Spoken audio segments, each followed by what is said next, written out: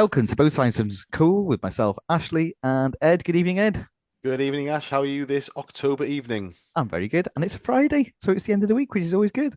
I love my job dearly. If anyone's listening, um, and James, we're joined by James Sylvester, the third bow tie.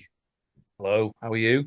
Well, that's very enthusiastic, wasn't it? Yeah, so, very good, very good. Yeah. Um, well, do you know what? We're joined by two very special guests. We've had two for the price of one here, actually, this evening, which is fantastic news. Um, so, We're James, getting paid for this. oh, are they? Did we negotiate that, James? I don't know. Okay, It's in the post. it's in the post. Okay, cool, cool, cool. So, James, I know you've got a bit of an intro there. Actually, I know you like doing your research, and you're going to probably surprise them now with your knowledge. We are absolutely honoured and thrilled to have not one but two wonderful people to chat with tonight. The first one, of course, as every listener on the show will know, is the wonderful Lisa McMullen.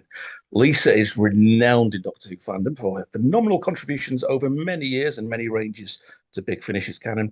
First writing for Survivors in 2018 and quickly sought out to pen adventures for the Paternoster Gang, Torchwood, a plethora of Doctors, Masters, and companions.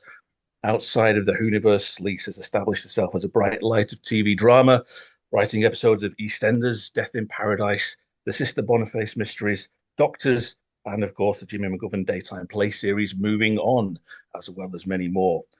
Also an accomplished playwright, Lisa's first play, Siren Song, hit the boards in 2013, telling the jazz club tale of unrequited love, quickly followed by the dystopian drama Rapture in 2015, hailed by critics as deliriously dark with shades of Orwell. And we also have with us the tremendous, and I'm amazed we've got both of you once, it's lovely, but the tremendous, talented, and all-round lovely Alfie Shaw. Alfie, I feel like I should be wearing a sparkly costume for this tonight. But Alfie is, again, we've been known once to listeners as a long-time producer, writer, director, contributor to Big Finish, and yeah, it's very much a bonus to have you here this evening, Alfie. Can't thank you enough. One thing I just want to mention before we crack on is I think both of you, along with our old chum Rob Valentine and Andrew Smith as well, I think, have just days earlier than we're recording this, completed the Loch Ness Marathon, where you all raised lots of lots of money for charities of your choice. Do you want to tell us quickly about those charities, guys? And if there's any way we can put a link in afterwards, Ed, if people want to go and I mean, I would stop banging on about this. Like, yeah, I can't remember the link, but they can go and find the charity online. I ran for bowel cancer UK because my dad was diagnosed with bowel cancer during lockdown. He's doing very well at the moment, but that's thanks to the amazing things that cancer research does. And I also ran for Alder Hey Children's Hospital, who looked after my niece who had kidney issues when she was very, very tiny. So Alder Hey Children's Charity and Bowel Cancer UK would love a donation from anybody. And I ran 26.2 horrible, hideous, grueling, hilly miles around Loch Ness on Sunday. So it looked beautiful, though. It was very beautiful. Actually, it was stunningly beautiful and just really painful. I didn't run for anyone, but I will send my bank details if anyone would like to drop a donation my way. You did the marathon, I just did the 10K. Yeah. I was basically the carrying man for the weekend. Yeah, he was there to help us if we fell over. And by the end of it, you were all struggling to get in the car. Oh The funniest bit. We couldn't move the next day. We were hobbling around it was just hilarious to watch. So yeah, we needed all the assistance we could get on the Monday. From the looks of things, Rob's not moved yet. He's still there, isn't he? I think he's returning. I think he might have returned last night. I think he may be back with us somewhere. But yeah, stay for another couple of days.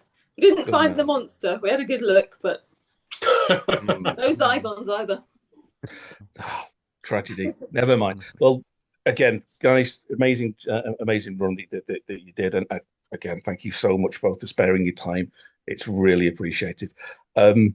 Lisa, Hello. I would love to ask you first. A lot of your work across a lot of every medium you've worked in contains some kind of societal or political comments, references to modern society and people's lives within it, the issues people face individually and collectively. So, is it fair to say you have a flair for the dystopian? I'm a very angry human being. I find, humanity in turns just the most depressing thing and also the most joyful thing. I feel like maybe we're 50-50 as a species in terms of good and bad, and we tread a very fine line. And I just, you only have to look at the news, but it does feel that we could tip over one side of the precipice or the other at any moment. So yeah, I'm fascinated with human potential for doing terrible things, but also for its potential to do wonderful things, and that strange balance that we have to try and strike to just be good people. It seems to be, it feels like it shouldn't be as hard as it is to live. We have without sort of waxing lyrical about, like, nothing comes to eat us. We're at the top of the food chain, so why we can't just live side by side with each other in peace and harmony, I don't know. But it fascinates me that our propensity for good and evil. So yeah, that's drama, isn't it? It's that constant conflict. Absolutely. And is that something you always consciously try to bring into all the work that you do? And if certainly the work I've experienced, it feels like it's always there in some way. And is there anything that particularly influences the way you try to bring that to a particular audience? I don't think it's conscious. I think it's just, you want to tell a good story, and a story about something that matters to you. And I guess because that matters to me, it's always there. But it's there no matter what the story is. Sometimes it's sort of buried beneath the plot and the story on the surface. And you can explore it in sci-fi to the nth degree and to complete extremes, and on the stage you can do that as well. With my TV stuff that I've done, when you're writing for an existing series, you're working within the confines of that show that already exists, but you find ways to explore the same issues, but within the tiny microcosm of the world as presented in that particular show. I mean, that's exactly what I was curious about, to be honest, because I don't want to say you're working with constraints necessarily, but certainly it's more noticeable in a TV series. If you're doing one episode in a long-running serial, there will be a structure of the projects that you are bound by. So it's a case of you still find a way, and perhaps not consciously, as you said, but you find some way to say what it is you want to say within the structure that you're working in.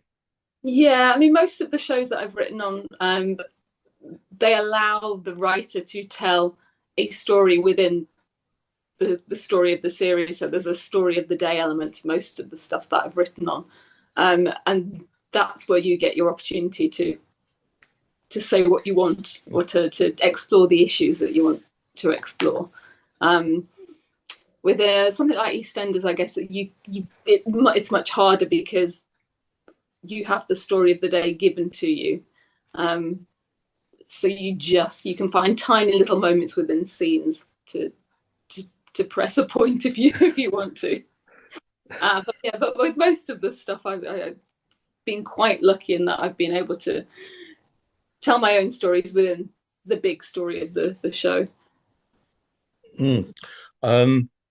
I mean, you've talked a lot about your own writing process in some of the other interviews that you've done, and from what you've just said, you can see how it feeds into the particular job that you're doing at the time. What struck me in particular, which I relate to a lot, is you feel some of the most important times of writing are the times you're not actually writing. when you can be alone with your thoughts, ideas come to you. How organically do you find those different ideas lending themselves to those different media that you work in? So obviously the sci-fi, there'll be particular plot ideas that fit to it nicely, but are there particular themes that you want to play with and you think, oh, that that would be good for Big Finish, that would be good for TV drama, or actually no, this is something I want to develop as something purely of my own?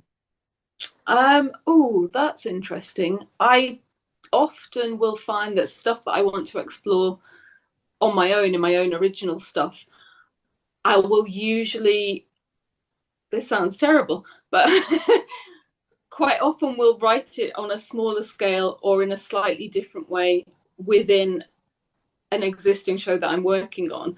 So usually, in fact, almost always, either there'll be something that's been brewing that I want to explore, that I'll see an opportunity for Big Finish or on an episode of Casualty or Boniface or something, and I'll think, ooh, I can try this out, see how this works as a piece of drama within the structure and the confines of that particular medium or that particular show, and will continue to noodle it for my own purposes elsewhere.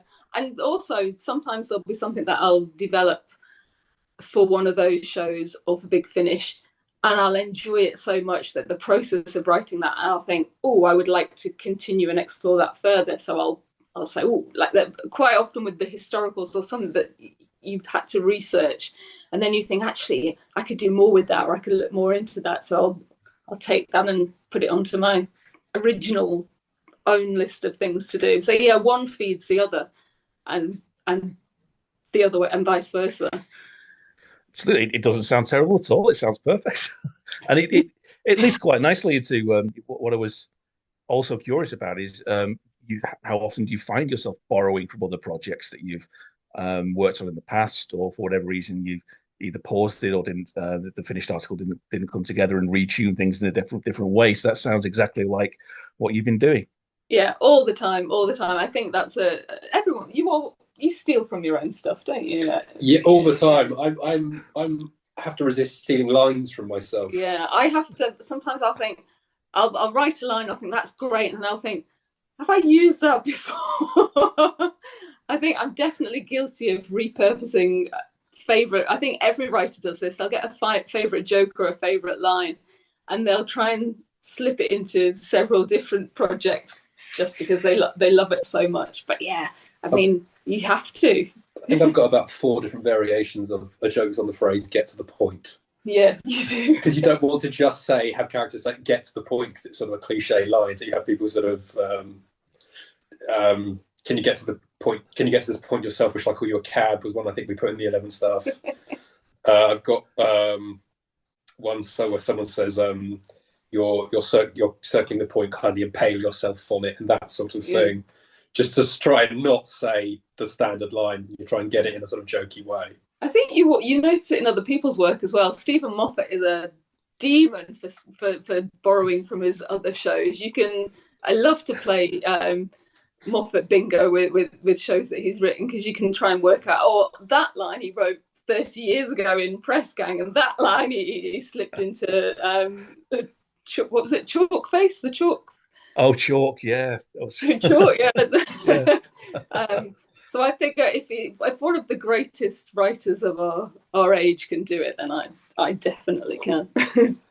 It just adds to the fun, doesn't it? For a listener, you say you don't want to get taken out of the drama, but you look for those moments and you enjoy them and you have fun with them. It's great. I love it. And I'm not going to ask you the question I probably would be too boring to ask. But given that you work across all of these different platforms and areas and for different audiences, I won't ask which one you enjoy the most, because they'll all have pitfalls and pleasures, I suppose. Yeah. But strictly from a writer's perspective, is there one that you feel yourself most comfortable and free in creating the story? Yeah, weirdly, theatre, which is the one that I've done the least of, because that's my background. Is theatre, and I used to be a drama teacher, so So looking at plays and how you take something from the page and you put it in front of a live audience, just feels the most natural form of storytelling to me.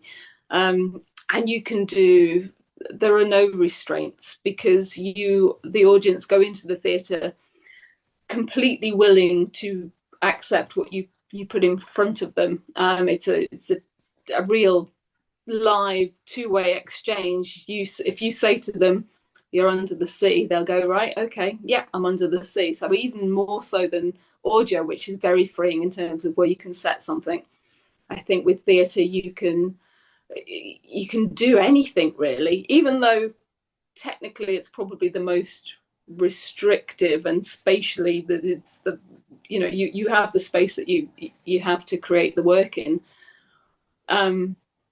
But I think as an art form, it's the most freeing, and it allows you to do whatever you want really, because the audience will say, "Yeah, okay, we'll buy into that." Yeah, it is that, isn't it? It's one of the few environments where you will totally just submerge yourself in what's going on. Probably the most complete experience. So it must be rewarding to see an audience react to words right up close, live like that. And because no two performances are ever the same, you get a different show every single time it's performed. Whereas once something's recorded, that's it. That's the way it is forever. But with theatre, it can be reinterpreted by different actors, different directors, I think it's the possibilities are limitless, I think, with theatre. Absolutely. I'm going to segue neatly onto Alfie, if that's okay. Sure. Because I'm just loving we get two people to talk to. It's a struggle to get one most of the time. We talk to ourselves all week about Bond films. Anyway, that's great. Alfie, as I said at the start, you're known by many for your work across Big Finish over a lot of ranges for a lot of years now, as well as producing those projects. You've written, directed, edited. I think you acted in a couple of them, if I'm right. How did that whole journey start for you? So I mean, the Big Finish journey I think started when I was 7 at Windsor Castle, not Windsor, Longleat. There was Longleat House Convention, and I bought the Fearmonger there, and that's when I first discovered Big Finish and became a big fan. And then fast forward through a fair few years, I was doing a trainee scheme at the BBC, and I worked with Nick Briggs on Radio 4 Extra. And I thought, well, I'm going to chance my arm here. And just like, hi, by the way, just really big fan of Big Finish. Pleasure to work with you. Nick sent me back an email being very nice. And then a week later, I got an email going, "Do you want to come and meet Tom Baker?" No, I'm good. And then I went and met, and that was great. And then they emailed again and said, "We've got this, the short trip range is opening up. Would you like to come and essentially pitch for it?" So I went down to another Tom Baker recording. It's been a hard life. And over the lunch break in the control room. Fair. You went straight into the really saucy stuff. Yeah, I did. And I basically pitched a version of what sort of kind of became series 9 and 10 of Short Trips. And from there, I was in. And I've always really wanted to. Writing is always the main thing, so I always describe myself as a writer who produces rather than a producer. Even though more people seem to know me as a producer, which is fair enough because I've done more of it. But yes, you've just mentioned there, Alfie, that you see yourself as a writer first and foremost, which is exactly what I wanted to really ask you about. I mean, how comfortable a transition has it been for you as a writer? Not only just to become known for doing it, but to practically make that move into editing, directing, producing other writers' stories. So when you approach that, are you able, or is it beneficial or not, to try and compartmentalize into doing whatever it is today's job requires of you? Or do you always approach it with a writer's eye and a writer's insight into how that story wants to be told? I think so. I mean, it really depends on the project. So something like the sort of years of short trips I did, particularly the first two, that's more a kind of, hello, I'm here to bring your story to life. I'm sort of facilitating that, and the notes you give, obviously you can't help but you kind of bring your writer's perspective on it, that storytelling perspective.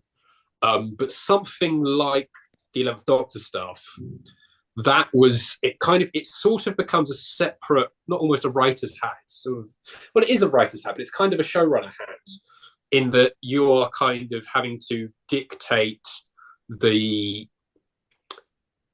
overall story arc. So you have, for sometimes you can go, we just need you to put in this little bit. So stories early on in that run, and I'm working on a similar run at the moment, and things that are early in that, there's a bit more leeway in terms of just people going, I just say, well, what's the story you really want to tell? These are the characters. What's the story you really want to tell? And we can kind of make that happen. But the further you get into the arc, the more it kind of falls on me as the head writer, for want of a better term, to go, no, really, this needs to be exactly like this, and we can't do this. Victory of the Doctor, the last 11th Doctor set we did, I had to be very, very hands-on with the other two writers. Not because what the other things they were suggesting were bad or anything. It was just, this is what we've got approved. This is the 6 billion things we've thrown up in the air. We've got 2 timelines going on. It absolutely has to be like this. Also, this is what the BBC has approved. It has to absolutely be like this. We can't take it off in that kind of tangent. Whereas if it was on their own, you can go, that is an interesting idea. Let's explore that further, and maybe that'll change things. It becomes very much a more tyrannical, in a way that it doesn't necessarily have to be in when it's not such a hands-on thing. But there are also some projects like the 11 one, and it's sort of pseudo sequel that I'm doing at the moment, that are very much like, hello, these are Alfie Shaw series projects, and these are the babies. And there's other stuff where you go, this is us working with other people, and it's more of a joint vision for the overall arc, even though obviously in these series individual episodes will still be people's ideas. I don't really dictate in terms of go, hello, you must do a thriller in 1834, and sort of, can you pitch me a historical or a weird one or something like that. So there is that kind of directive, but it is more general guidelines rather than just do this outline. Otherwise I would just write the outline and keep the money, quite frankly, and the fame, if I'm going to do the work. So yes, hopefully that answers your question. That was quite long. There we go. I love a long answer. That it certainly does. I mean, you mentioned there, you have the structures, the boundaries of particular arcs and box sets that you do, and you know the different writers are going to have different approaches. It's not just, I suppose, work into that structure, but also the different styles and narrative flavors of each writer that you're working with. How challenging is it to try and steer all of those different styles and voices into something that's going to complement the set you're working on? I think that is a question for someone else, because I don't work. No, because the stuff I do, I don't think of it in sets. I think of it in series, which is, I think, an important distinction. So I think of the 11th Doctor releases, which is the easiest one, like the vanilla DVD New Who releases back in the day, when it was just the first 3 episodes, the next 4, the next so on and so forth.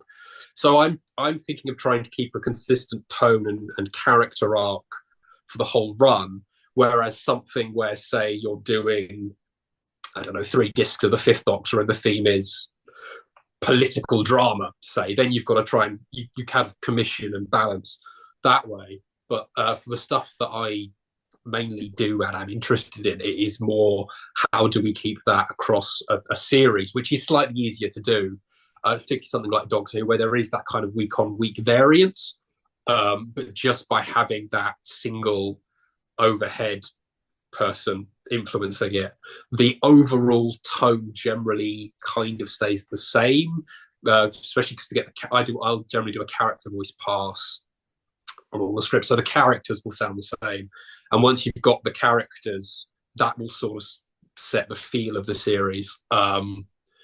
So, and that's also quite easy. Like because I'm producer and script editor, it's a bit, as I say, tyrannical. Whereas, say, something like the X-Doctor range, you'll have Dave as the producer, Matt or John script editing. So it's more of a sort of committee and that mix of voices. Whereas my stuff, it is very much, hello, this is the stuff that we're going for, which is probably why it gets so dark and ends up being quite bleak. But yes, I really think in terms of series arcs and character arcs rather than box sets, which a lot of my colleagues do.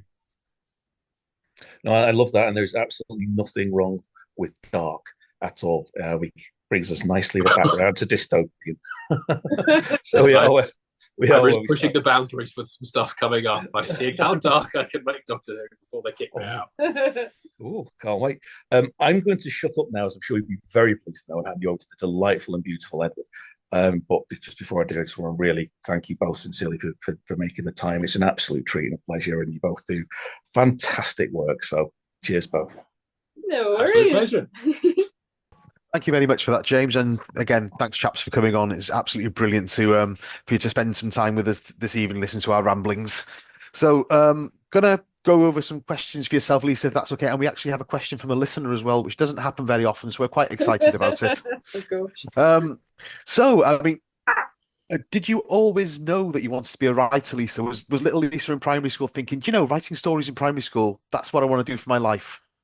Do you know what? Little Lisa in primary school absolutely was. And then slightly bigger Lisa in secondary school completely forgot. I really wanted to be a writer when I was a kid. Yeah, so primary school, definitely. I thought I wanted to write novels. I thought I wanted to write books. The idea of being a playwright wasn't something that occurred to me, even though I was writing plays when I was at school, and making my friends act them out and putting them on in school assemblies. But then when in secondary school, I got into acting, and I loved Amdram, and I was in all the school shows and did drama GCSE, and I took it into my head that I wanted to be an actor. So I guess I just wanted to tell stories, but I wasn't a very great actor, to be fair. So that's what I started out. That was my career path. I was going to be a star, but I was terrible, and got some terrible jobs in some theatre and education shows that would have been much better without me in them.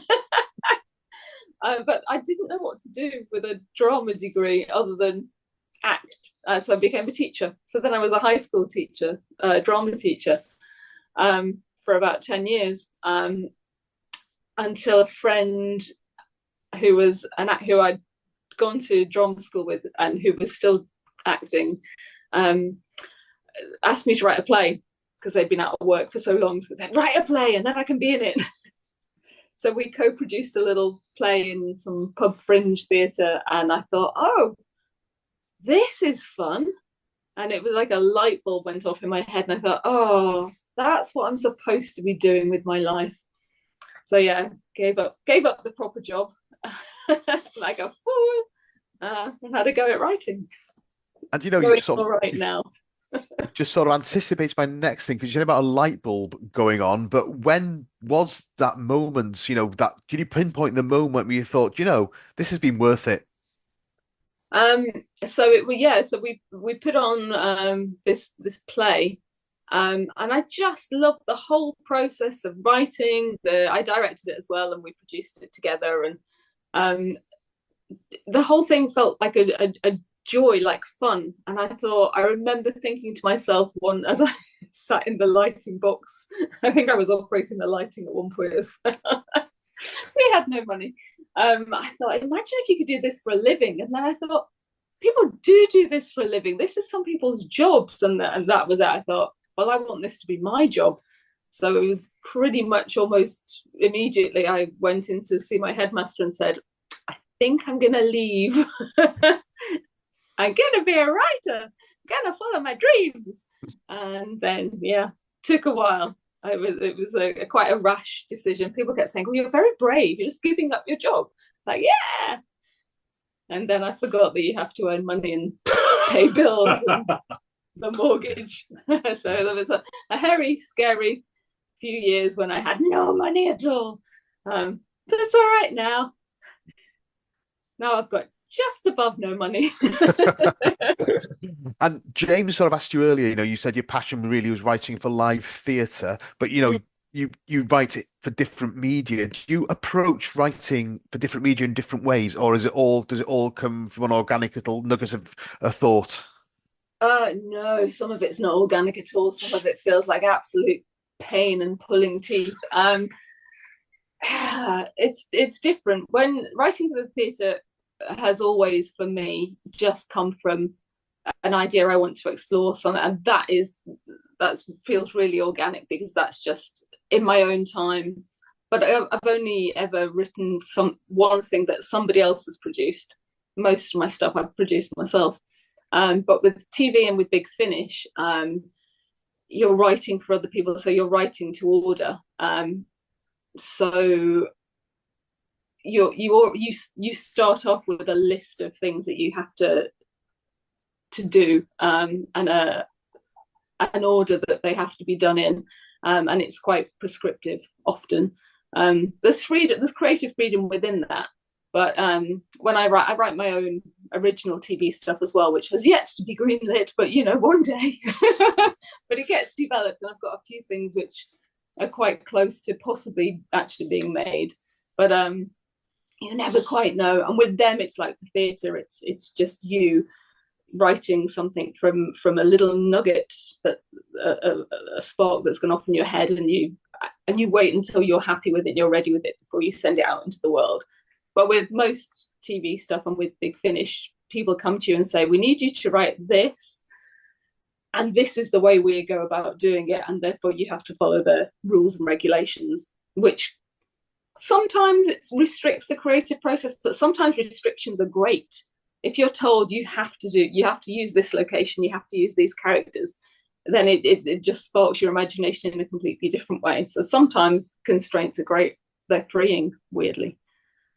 And you've segued quite nicely into the next question as well, because about continuing dramas. You wrote an episode of the very long-running drama Death in Paradise. Did you get to go to Guadeloupe when they made it? No. That's not fair. I got this Tottenham Court Road to the Planet offices. Honestly, that's unfair. But you know what? They've got a room there in the offices called the Paradise Room, and you think, "Ooh, lovely!" And it's just a boardroom with a poster on the wall of a palm tree, and that's as close as you get. Really. But I mean, that program, it's been going for such a long time. It's got quite a fluid cast now. Did you know which characters you'd be writing for, or did you just pitch a script that was picked up and then it was sort of hammered into shape and made to fit the characters they had? Oh, it's very. I would say that's one of the most difficult jobs I've ever done. It's really hard to write something that is so it's really formulaic, but in a good way. It works. It's a formula that has spawned 3-4 spin-offs. It's captured some sort of magic that I think it's because, it's set in a beautiful place where you want to be. The fact there's a murder, people die, but nobody ever really gets too upset about it. So it's cozy murder. It's fun.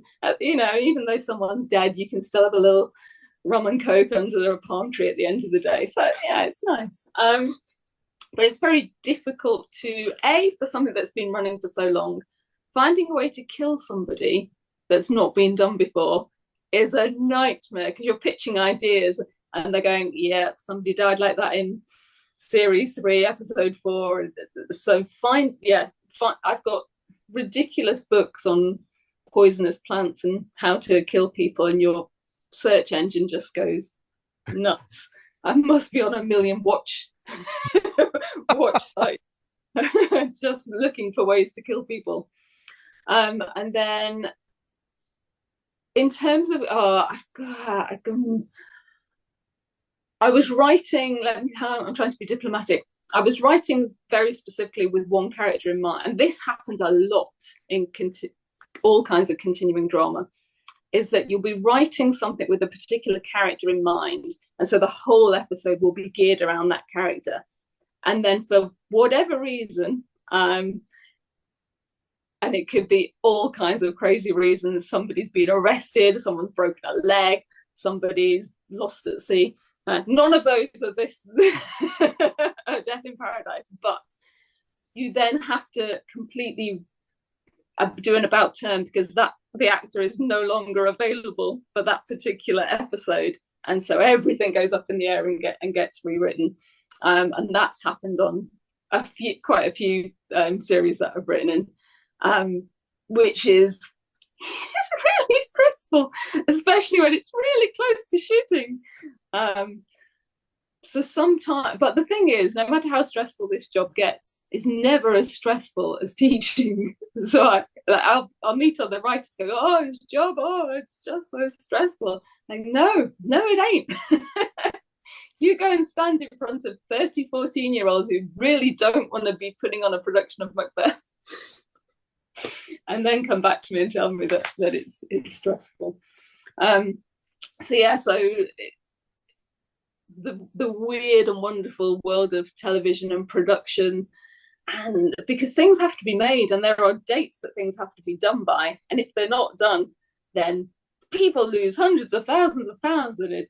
Yeah, but then it's only telly, isn't it? Nobody, as long as nobody died, it's fine. I don't know if that answered your question. Well, yeah, pretty much, yeah. But you sort of hit on something there. You say it's a formula that seems to work. Yeah. I think British TV is filled with whodunits. You've got I think in many ways, Death in Paradise is the BBC's answer to Midsummer Murders. It's a similar sort of preposterous, cozy. Exactly. Yeah, it's like a cozy murder thing where everything's all right in the end. But it's in the classic sort of whodunit thing. What was the original writer? Robert Thorogood, is it? The writer. Yeah. I think when it first came out, it was pitched as someone who's a big fan of Agatha Christie. It is. They're all Agatha. Yeah. Yeah. I mean, what was your approach to writing a whodunit? How did the thought process go?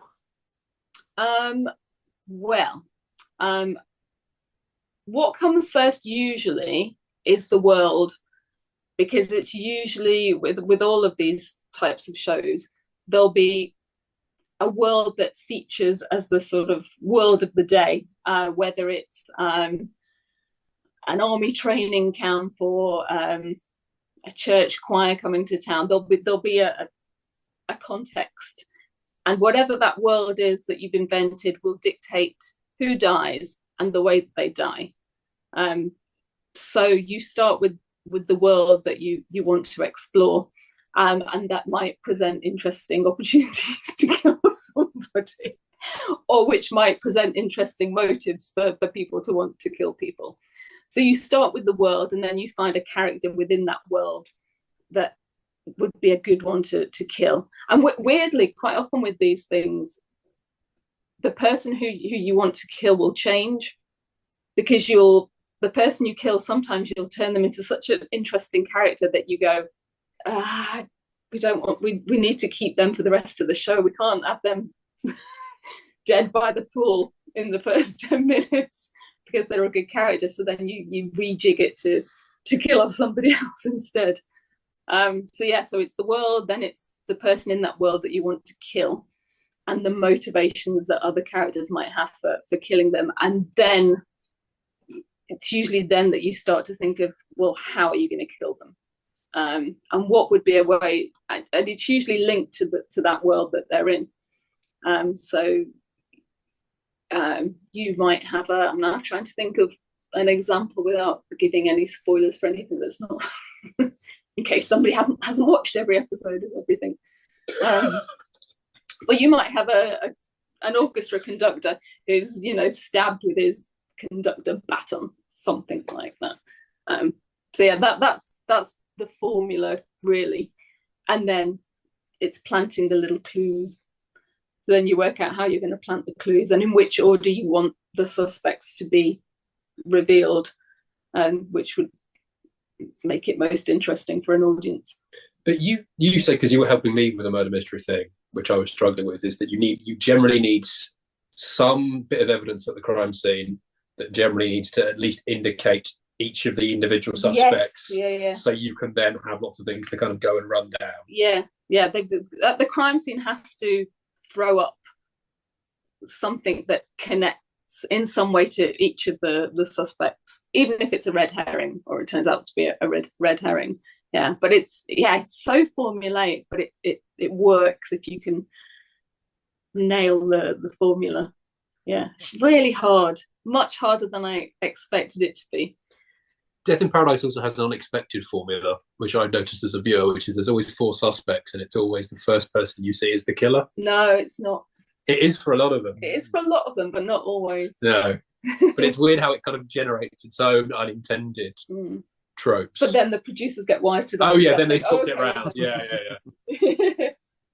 Yeah, you're funny you're saying that about you find the world. The ones that spring to mind for Midsummer Murders is someone killed by a giant wheel of cheese and someone being beaten to death with a giant silver spoon because he was the caretaker in a private school and it was the silver spoon for posh kids.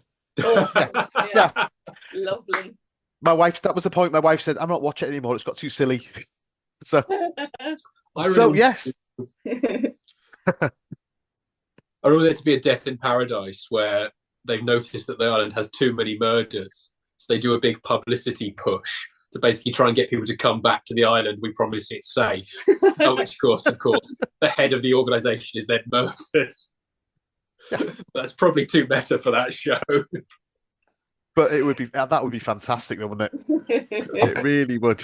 I'll tell you the time Bob Dorsey, who you guys will have worked with, we used to share a publisher back in the day, and he rang me up one day and said, I'm on Death in Paradise. Oh, great. And my wife didn't really know him. So they said, you've got to watch it tonight. My mate Bob's in it. Great, fantastic. We turned it on, and he was dead in 2 minutes. I'll tell you what, though, that's the best role to get on that show, because you get flown out the same amount of time, but you have to do half the work as everybody else. Yeah, he said it was the best job in his life. Yeah, wise man. Cracking job for the actors. Oh my gosh, yeah. And if you're the victim, it's even better because you get a lot of time off. It's great. So, writing for continuing drama, you've contributed 3 out of 16 episodes to the most sort of kitchen sink range that Big Finish have ever done. The quite fantastic and probably my favourite series, Stranded, and you contributed 3 out of 4 to that. Did you have any input at all in the arc, or did you submit scripts and then they were again made to fit? We were way back, I think it was 2019, in the before times. We had a group of us had a meeting in a Starbucks basement. It was the writers on the first series and David Richardson and Matt Fitton, who was script editing, and just David. David Richardson had the overall idea for something a bit different, for a domestic Doctor Who, really, I think is how he pitched it. He wanted to do something a little bit like the American TV show This Is Us, where you might go backwards and forwards along characters' timelines, but not necessarily do time travel in the same way that Doctor Who usually does it. And to start off with the Doctor stranded, I'm not able to leave the time or the space for, I think, the first box set. I don't think we go anywhere. No. Stuck on Baker Street, which was really refreshing and a really interesting sort of take on the series. It was really lovely to be part of. But we were talking about where the series might go. It was setting it in 2020 before we knew what 2020 would turn out to be. So yeah, there was an arc for the overall series planned out right at the very beginning, with all the characters put into that house, and roughly where they would fit into the story, and roughly where the story would go, and how the villain, who is introduced in the very first box set, then what that turns out to be. Because it gets more and more Doctor Who as it goes along, but I don't think it ever loses that sense of community and that sense of domesticity and the relationships that these characters build with each other, which I just really loved that. Yeah, it was much more like a soap, like a continuing drama than anything I think that Doctor Who's really done before. Yeah, I mean, listening to Stranded sort of at the time, I always said if Channel 4 got Doctor Who when it came back, it would have been like Russell T Davies's Damaged Goods. I think if Netflix had have got Doctor Who when it came back, it would have been like Stranded. It would have been. It just felt like Doctor Who for the Netflix generation. It's completely different to anything else. It's just it's uncanny because it's so real. Wonderful, wonderful piece of work from you guys. Incredible. We've got another couple of questions to go, and they sort of segue into each other, which is quite nice. Lisa, you wrote the much lauded story Wink, in which you had not only one but two doctors and the Weeping Angels. I mean, how did you find the challenge of that setup? That was a lockdown story. That was summer of 2020. We had David Tennant locked in a cupboard for about 3 months. It was a turnaround of about a week. It was ridiculous. It was probably, I think it is the fastest story I've ever turned around from start to recording, and it was just okay. We've got the 10th Doctor, we've got the 6th Doctor. You can have the Weeping Angels. You've got a week. I was like, okay. And it's weird because it's been such a well-received story, but because I wrote it so quickly, there's so much stuff that if I could go back and do it and have a bit more time on it, I would tweak and change and develop characters more. And so it's a kind of the double-edged sword for me, in that it was a joy to write, and I'm really glad that people seem to love it. But if I could have had another couple of weeks on it. But I mean, yeah, it was a gift. Those two Doctors and the Weeping Angels, just a dream to write. Yeah, I think maybe I wanted more time in it just so I could enjoy it for longer, enjoy playing around with it for longer, because it was just so fun to do.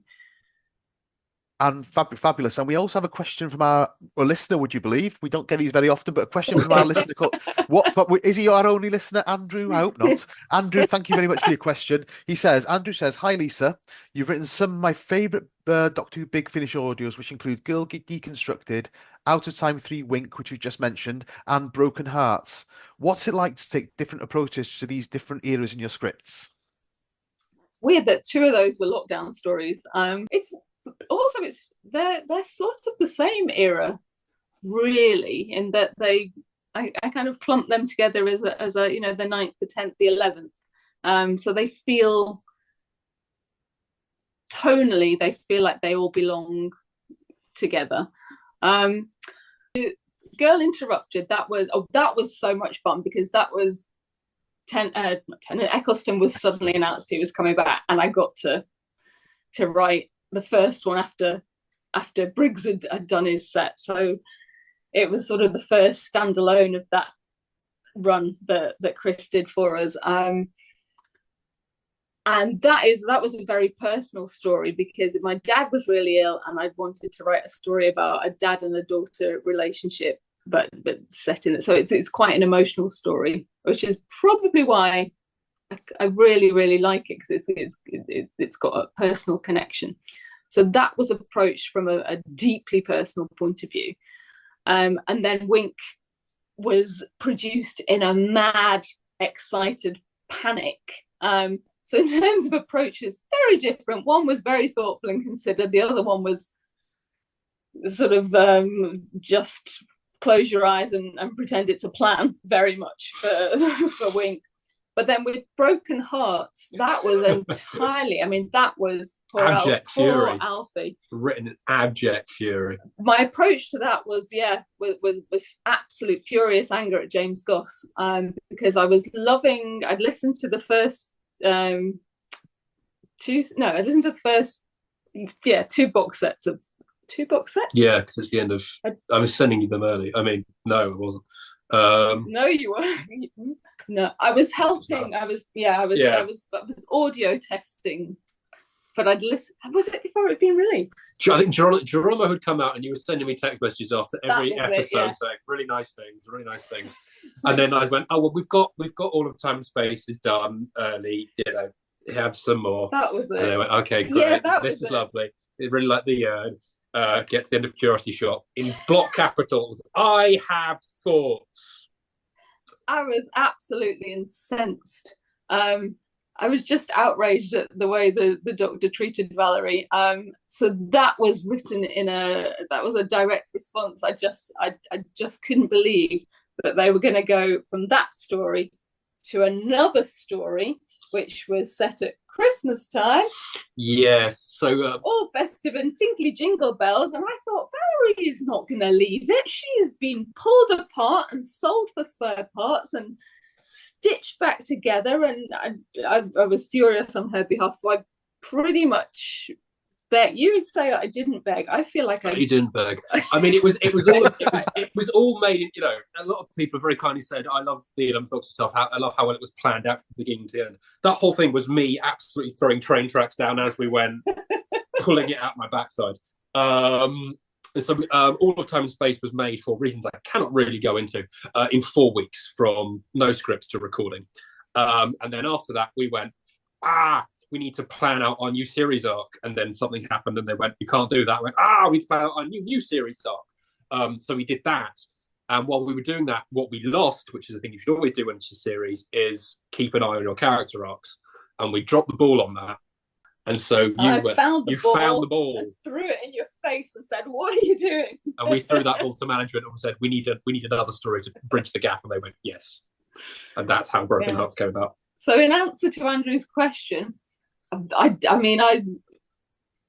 approach each story depending on the context in which I've been asked or I've insisted on writing it. But with high emotion, whether that be that's true. Whether father, fury, or panic. Yeah, always fueled by emotion, but always a completely different emotion. So there you go, Andrew. Emotion. Yes. That's where the stories come from. Perhaps that's absolutely amazing. Thank you very much for taking the time to listen to and answer my inane questions. And I will hand you back to Ash. Thank you. Thank you. Well, gents, exceptional as always. I learned so much in these chats. Honestly, it's just the stuff you talked about tonight and the stuff that you worked on is absolutely fantastic. I am very, very appreciative for joining us this evening. Well, on that bombshell, it's goodbye from me. And it's goodbye from me. And it's goodbye from me. And it's goodbye from us.